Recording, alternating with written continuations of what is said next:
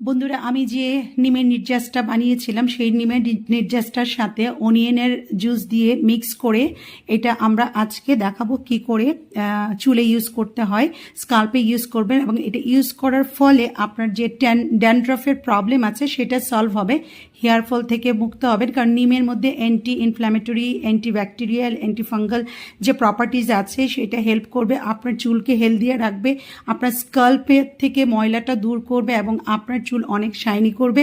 আপনারা যদি তেলটা না দেওয়া থাকে আগে, তাহলে এই জুসটার সাথে তেল মিক্স করে আপনারা দিতে পারেন।